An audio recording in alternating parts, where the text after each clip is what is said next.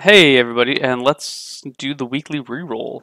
Um, what happened in Dungeons and Dragons this week? So let's start with Roleplay Solemn. Roleplay Solemn, the crew made it to Raekwon. Dun dun dun. There was some shenanigans before that. Before they got to Raekwon though, the the party had to first figure out why their ship because they got waved off their ship the week before.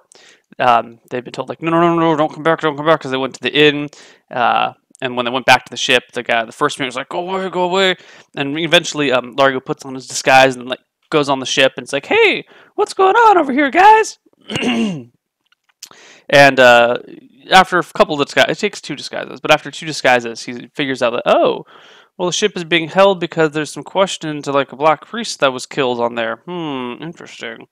So the party has, after chatting with the first mate in disguise, and after Victorian like flagging the first mate over and going and chatting in the bar, they get the impression that, okay, the captain of the ship is trying to cover for them. It's trying to say, no. These fish guys killed the black priest, go about your day. So the party's like, all right, good. These guys are being cool. They're like covering for us. We're gonna go find passage on another ship. So they wander around looking for passage on another ship. Eventually, get it.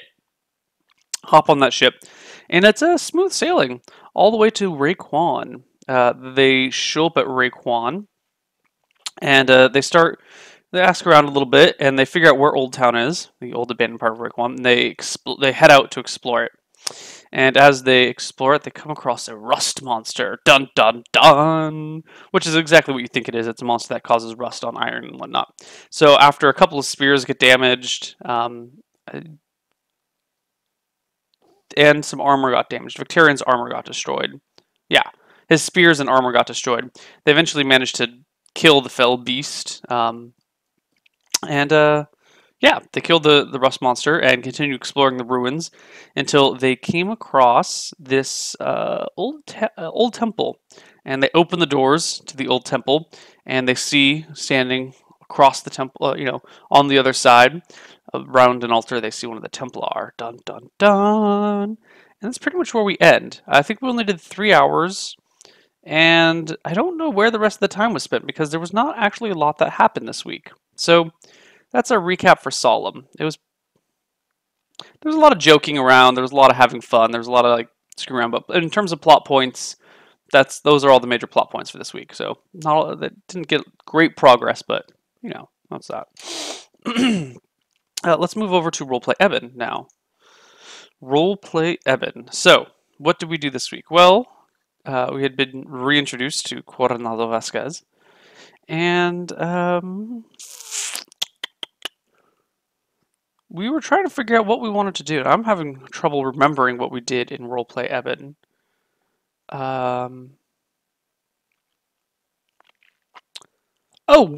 That's what we did. No? I was going to say, I don't think we actually fought anything. We talked to the guards after killing the Blood Rich. They were kind of grumpy at us. They're like, don't be bringing no trouble over here. And then we saw Fix's bodyguard. And we chatted with Fix's bodyguard for a bit. And then we chatted with Fix for a bit. There was a whole bunch of role-playing. There was a ton of role-playing. Coronado tried to get some nicer clothes for the party because the party was, in shitty clothes. And he met this woman who dresses all in pink and was awful. And her shop was covered in pink. And everyone was making fun of Coronado for his bad fashion sense when he actually has an excellent fashion sense. It doesn't matter. So there was a bunch of roleplay there about this woman. I think her name was Charlemagne. And a whole bunch of jokes being had about that. But I think the major plot points were Argo's back. The party is kind of getting kicked out of town for causing trouble. And we met Fix, and we chatted with Fix for a little bit. And Fix basically said, hey, I want you to go on this adventure to figure out X, Y, and Z because, these blood god worshipping crazies are still about. So go out in the world and find them. It will take you a long time. And we negotiated for a decent price. And now we have a quest to go find all these blood god cultists across the world and get rid of them all. So that's what we're doing in Evan. Again, not a lot of major plot points that were hit. We mostly just, yeah, we mostly just got the quest from Fix and dicked around for a while. I don't think there even was any combat this week. I don't think there was any combat this week. Oh, we fought a Manticore. We totally fought a Manticore. I completely forgot about that. We were going around through the woods to go. I don't even remember what we were doing in the woods. I don't even remember what we were doing in the woods, but we were in the woods for some reason doing a thing, and we came across a Manticore, and we started fighting it. Or I started like talking with the Manticore, and the Manticore was ignoring us because it was eating it was eating a horse, and so Largo and Riley are like, peace out, we're not going to fight this bitch. We're just they leave while Ricardo and Coronado fight it, and Ricardo and Coronado are doing decently with this Manticore, and then eventually Largo and Riley like, fine, I guess we'll come back and fight the Manticore with you. Oh. And so then we all come back and we take out the Manticore. I think Coronado pretty much took it out on his own. I mean, there was some help from some others, but if my memory serves me right, which it probably doesn't, I'm probably making all of this up, Coronado basically soloed the beast, and other people came in to, help finish it off. Yeah, I think that's all that happened. I think that's all that happened. Let's move on to misclicks. Misclicks this week. We were introduced to our new guest. Our new guest is, I'm forgetting her character's name. What was her character's name? Hold on, damn it. Why am I forgetting everything? I can't remember anything today. Let me find her character's name. It is... Oh, first off, our guest is Kelly Milkies. That's who our guest is today, and she's playing one of the townspeople that was, or one of the slaves that was rescued. Her character name is not on her character sheet. It's some weird name that I can't remember. It's not on her character sheet. Anyway, she is playing a fighter who is part of the town. The town had also talked to a cleric and said, "Hey, cleric, do you want to come? Live in this town? We can set it up for you. We'll make sure everything goes well, blah, blah, blah." And so this black robe cleric was like, "Yeah, I'd totally love to, be the sole cleric in your town. I could use a new parish. Be rad. He gave him a list of things. He needs like a house with a basement so he can like still have his laboratory. And they'll, set up a temple and everything. So the party's going to set up the buildings, and everything, and then come back for the cleric and talk to him and get him there.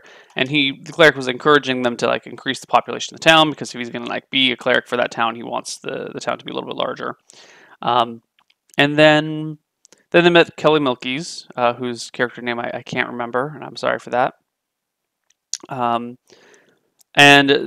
she had told them, because she's like a hunter, "Oh, hey, I was going around exploring the woods, trying to get some food for us, and I came across these ogres, and it was problematic." So the party went to go find these ogres, and then got attacked by a wild tiger, and Lily almost got wrecked. And by almost got wrecked, I mean Lily got wrecked. The tiger like leapt over Faye, criticaled the shit out of Lily. There was some argument about rules and stuff, but it was fine. And yeah. So Lily got wrecked. So the party rested and recovered, and actually during the resting and recovering from the tiger is when they went and talked to the Dark Cleric back in Beggar's Cove. But the order of these doesn't matter that much in the recap. And then from there they went after Lily had recovered. They went back to go find these ogres, and they followed. They tried to find the spot where they saw the ogres before, but it's been weeks, so all the tracks are gone. And they're wandering around. Eventually, they come across a couple of goblins. What the hell are these goblins doing out here? I thought they were ogres, right? So they ambush the goblins, kill the goblins. One of them flees. The party chases after him, and the goblin flees into this small little goblin town of like 7 little goblin huts.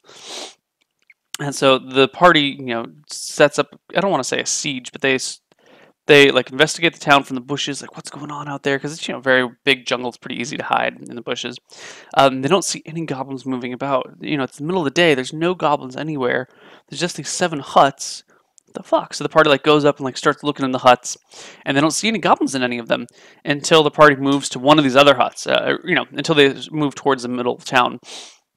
At which point, they hear this like a noise, like a calling noise, like a horn, and they find a goblin in one of the huts. And this hut has like a little ladder that goes down into a tunnel below. So they kill the goblin, and now they're like, well, shit, the goblins live in the huts, live in the tunnels below the town, or they've all moved into the tunnels below town. Who knows what they're doing? So the party tries to investigate it, but it's dark. It's really dark, and the goblins can see in the dark pretty well. And so they decided, well, fuck this shit. We're going to stay up top. We're going to like barricade them in, and we're going to like try and smoke them out. So they cast grease on the ground below, shove some palm fronds down there, light it on fire, and try and smoke out the goblins. And we end with the party. Do we end there? Did they actually do the fight? We end with the party. I don't remember if we actually did the fight or not. I thought we ended with the party being assaulted by goblins from the trees, but I don't remember if we actually went through the battle or not. If we went through the battle, they were victorious, because I would remember if they weren't. But I'm pretty sure we didn't go through the battle. I think we just started with like a volley of arrows fly from the trees, and we'll pick it up next week. Dun dun dun, something like that. So I think they're currently engaged in battle with a bunch of goblins. That's what we got for the weekly reroll for misclicks. Let's move on to Dicing with Death. Now, Dicing with Death this week was OP as shit. Ryan, Hobgoblin, was on his way from whatever the fuck town it was, bumfuck nowhere, to the lower rift in order to figure out, has his soul book gone missing? I don't know. So he's working with this ranger who's the scout, and the ranger tells him straight up, like, dude, if you get into trouble, I'm fucking running. These woods are dangerous and scary as hell.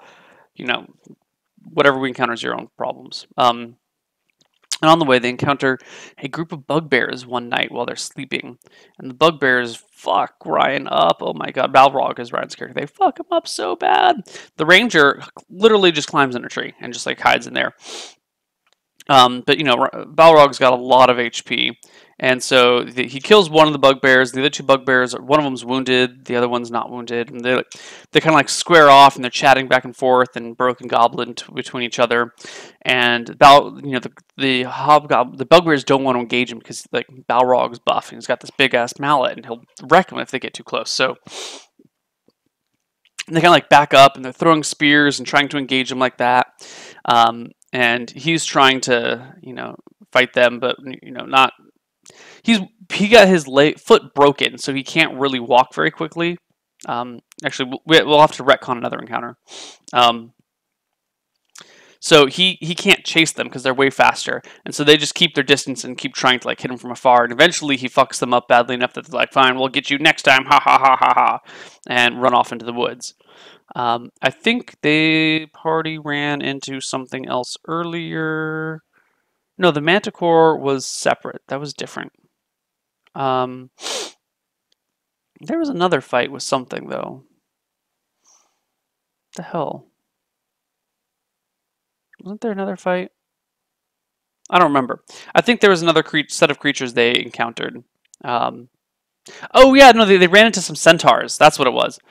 They ran into some centaurs. No. First they ran into a bear and some of its cubs, which are in the tree. And Balrog's like, oh, okay. Well, we back away slowly to a good distance, and then we circle around them. So they avoided the bear. Then they ran into a pack of centaurs a few days later. And the centaurs, and they didn't speak any common language. And the centaurs were a little bit wary. What the fuck's going on here? But Balrog goes, oh, look, we have gems. Here, take these gems. And the centaur's like, oh, sweet. All right, cool. Have a good day. We'll just take your gems and bounce off. And they leave. Of course, there's a huge language barrier here they can't understand. But centaurs seem pleased to take the gems and leave. So who knows what would have happened if Balrog hadn't tried to bribe them with gems. Maybe there would have been a fight. Maybe there wouldn't have been a fight. Who knows? But Balrog pays them off and avoids any danger from that encounter by paying them off with gems. Then they get the bugbears. Then they fight the bugbears. The bugbear fucks them up, and Balrog's got the broken foot. And eventually they get to the lower rift. Lower rift, the guy there, he talks to the head priest there, a very, very old elf. He's got you can actually see wrinkles on his face. He's got some grays in his hair. He's an elf that shows signs of aging. That's how old he is. Um, and Balrog talks to the guy for a while, and he stays there for a few days. The hunter goes off on his own, and Balrog explains the conditions of his disorder. The cleric heals his broken foot with a what do you call it? A mend spell? Not a mend spell. A repair injury spell. The guy actually first tries to heal Balrog with a cure serious wounds or cure serious wounds or something like that. And Balrog's like, sure, you can totally cast the healing spell on me. Da, da, da, da, da. Holy shit, no, it's gonna do it. And then the guy casts the heal serious wounds and does a bunch of damage to Balrog. And Balrog was like, well, sorry, I forgot to tell you. I'm tied to the negative material plane, so the negative energy plane. So positive energy plane stuff causes damage to me. So that's why your healing spell hurts me. But watch this, and he casts cure or cause light wounds on himself, and he heals him. Like the priest's like, oh my god, what's going on? So he hangs out for a while. They discuss some ideas about things that could have happened to his soul. And they find out that no, his soul has not crossed the barrier. Has not left the world. But with Balrog's, size and speed and everything, if his soul had been was on its way to Falumbra, who's the god of the underworld, would have already crossed the barrier. So Balrog's soul is trapped somewhere. It could be in the prime material plane, which is what we call, the normal plane. It could be in a separate plane somewhere else. It could be anywhere. No one knows. But they discuss some theories, and basically the priest is like, well, you should probably head back to the pit. There might be something there. Go take a look. So Balrog, starts heading towards Riftwatch in order to get out because he can't find his way back to the other city. But the way to Riftwatch is, there's some wagon ruts here. And there's, there's a trail that it's kind of hard to follow, but you can do it. So he takes off, and after a few days, he comes across this wagon, and it looks like a supply wagon that was leaving from the lower rift to Riftwatch. Because there was some discussion about, oh yeah, the supply train just recently came by, blah, blah, blah. So he sees this broken wagon, there's like these drag marks nearby, and there's like ripped apart horses and some dead bodies. So he follows the drag marks for like a mile or something to a cave. And in this cave, it's a huge cave, by the way. It's like, 15 feet tall or something. And he like peers down in this cave, walks in, and there's like a big roaring fire in the middle and a torch on the wall. And there's a two-headed giant, also known as an Etten, like sitting with his back to the entrance, like munching on some horse. And you notice like on the corner, there's a little cage, like there's a big cage. It's a little cage for a giant, but a big cage for people, filled with people and a couple of horses. And there's some broken wagons scattered about. Balrog's like, well, shit, I'm going to go free these people and fight this Etten, right? Etten's like 12 feet tall, and Balrog's like, whatever. So Balrog goes and frees the people. Well, no, first he goes up, he tries to sneak there, and Etten like sees him, goes, I'm going to kill you. And Balrog casts his Cause Fear spell. And now the Etten only needs to roll an 8 or higher on a d20 to pass his saving throw versus spell for Cause Fear from this little freaking dwarf. He rolls a 7. So the Etten goes, little man, run! And runs away from Balrog. Like, books it out of the cave. Fear spell wears off in like 2 minutes. And he's like, what the hell? Why am I running from this little... Runs back in. But in the meantime, Balrog opens the cages, hands out 2 clubs and a knife to some of the soldiers. Because the cages are filled with the people who are on the wagons. And it's a bunch of soldiers and a bunch of civilians, like priests and whatnot. Like, so there's a lot of people there. I think that we said there were 12 people, 13 people. So half of them are soldiers. Balrog hands weapons out to those guys, as many as he can. He doesn't give out his magic weapon, though. And as the Etten comes back, Balrog's like, all right, guys, we're only going to make it out of here if we work together. I need you guys to overbear him, just like climb on him and try and bring him to the ground, right? So they all, first round in combat, Balrog is like, beating him with the maul. 2 of the soldiers are trying to beat him with clubs. One of them's trying to stab him with a dagger. And everybody else, the remaining 9 people, I guess there were only 12 then, try and just overbear the Etten. However, the Etten has 10 hit dice, so he gets... and since monsters are considered warriors in terms of how many attacks of opportunity they get. So a normal giant with that many hit dice would have gotten 4 attacks of opportunity, right? It's... Shit, was he supposed to get 5? I think it's supposed to be 3 plus your level divided by 5, which would have actually given him 5. I think I might have fucked that up. Anyway, he gets 4 attacks of opportunity. However, since it's a 2-headed Etten and each head controls 1 arm, I was like, no, no, no, no. They each get 4 attacks of opportunity against you. So the people try and like swarm this Etten, and the Etten just gets like 8 attacks of opportunity and slaughters them all. Because each club, the one club does 2d8 damage, the other club does 3d6 damage, right? So the Etten just like bashes them to bits. And a very few number of people make it through. Most of these people in the next round decide to just run. Fuck this, we're not fighting this guy. And one of them, two of the remaining guys, one of them tries to climb up the guy, and the other one just starts like gnawing on the Etten because they're soldiers. They're not going to give up no matter what, because they know their life. They know they're dead if they give up the fight. So there's no reason to try and give up. So they keep fighting. I think the remaining civilians like just run between his legs and run out of the cavern. Balrog gets off some amazing blows. He rolls like 2 natural 20s and 3 19s or some bullshit, some ridiculous bullshit. And he like brings the giant low. The remaining fighters don't really do any damage. They're bashing him with clubs and stabbing him with knives, and they're not being able to hit him. But the one bastard who decides to gnaw on the Etten rolls like a 20 and a 19 for like on 2 different rounds. And I was going to be like, well, bite is D3 damage, so then he rolls 3s on both. So the one guy literally climbs on the Etten and just like gnaws on him for 6 damage, which was amazing and hilarious. And eventually the party, Balrog and his cohorts, managed to bring the Etten down to the ground and kill him. They loot his area, get some treasure, and take off together. There was a couple of horses there, so they wrap all the treasure in the Etten's backpack and drag it behind the horses until they come across 2 more manticores. Dun dun dun. And Balrog's like, shit, I don't want to fight these guys, and starts like talking to them, and one of the manticores is like, are you Balrog Blacksteel? And Balrog's like, are you coming for revenge after I fucked up, your other guy? And the manticore, lets out a big roar, and down comes Ferris on a manticore, and Ferris is like, oh, Balrog, good, I missed you at the lower rift. Anyway, let's go do this other shit if you figured out what's going on.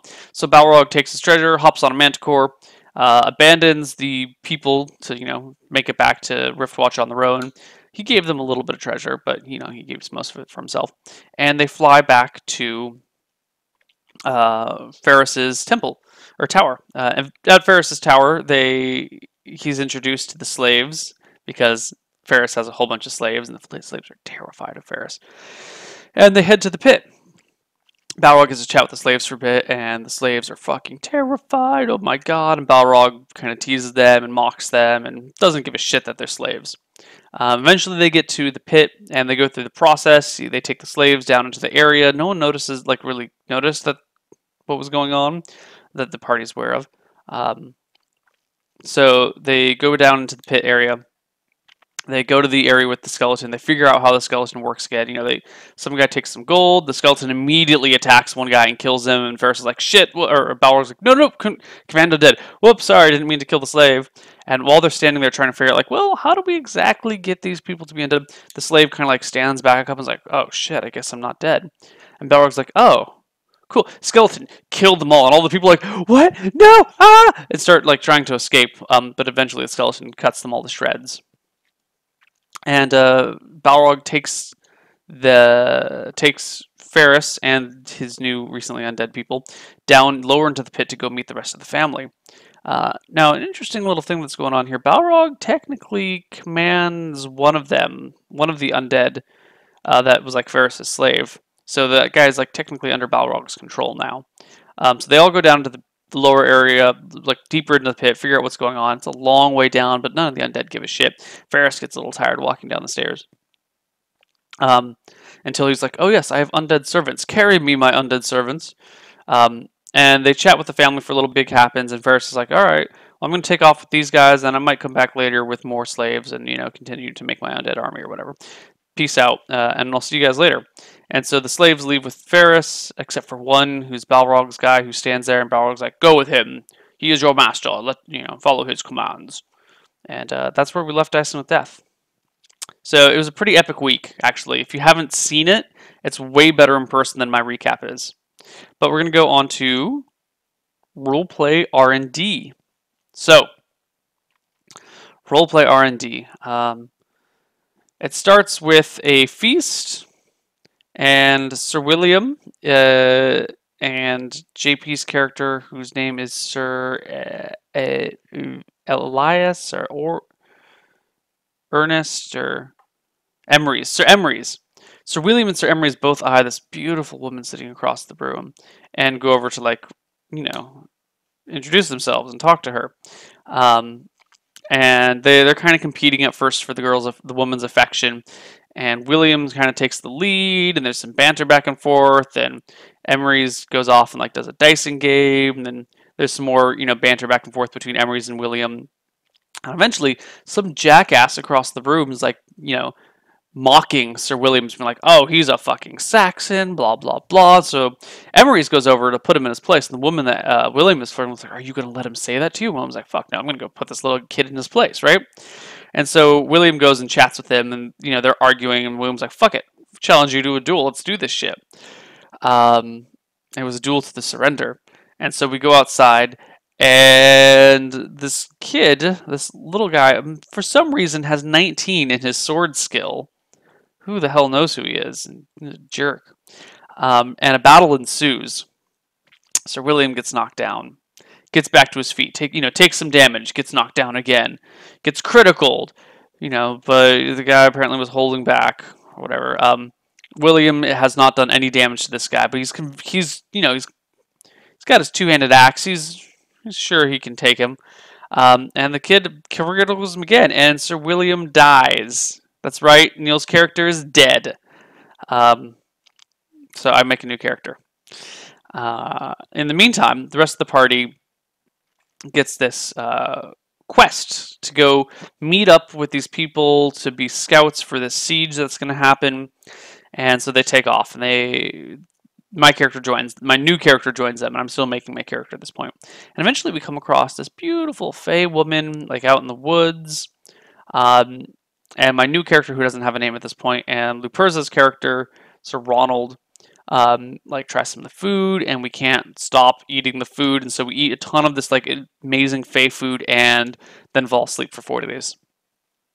In the meantime, the other people go after this white hare in order to this Fey woman has this curse because she was loved by this man, but he marked her with iron, and now he's dead, and she was married to him. And she can't love another until she's unmarked, and to cure the unmarked, they need, the fur from a white hare or something like that. I don't really remember exactly. And against all odds, they actually find one. They weren't necessarily supposed to. It's supposed to take months and months and months, but they find them within a couple of days just by lucky dice rolls. And by the time Luperza and I wake up, she's got a remedy. She needs to go through the process, which takes a while to actually do the full curing, but she's got this beautiful red hair, and so Sir Ronald is smitten with her and keeps hitting on her and flirting with her. And eventually the whole party continues onward to where the siege is, and we get there late, and we get shit talked for being late, and we can no longer do our scouting stuff because we're so late. But then JP has a vision. He has a vision of the person following the king, or Sir Uther. And everyone's like, "What the fuck, dude? You need to go rest." And so he goes and rests, and then he has a vision from Mother Mary, the mother of Jesus, and is I think she says, "This will be a night to remember." And so JP's character wakes up, is like, "Everyone, we got to put on our armor. Something's going down this night." And so we all kind of put on our armor. My new character is introduced. His name is Philip. Philip Daly Gallery. He's Sir William's younger brother. So we put on our armor and go back to sleep, and then there's a raid in the night, and we go out to fight them. The battle doesn't actually go that well. We kind of get our asses kicked a little bit. I get captured and then released. So I actually sit out almost the entire battle. And JP tries to fight the head enemy. He fights him for a little bit, but then eventually, like, the head guy goes away. The battle disengages. I don't remember exactly how. And then the whole thing's over. We gain a bunch of experience. Some random guy on our side kills the main enemy guy. And that's it. So the siege of, I don't remember the place's name, is over. They've capitulated. Let's see.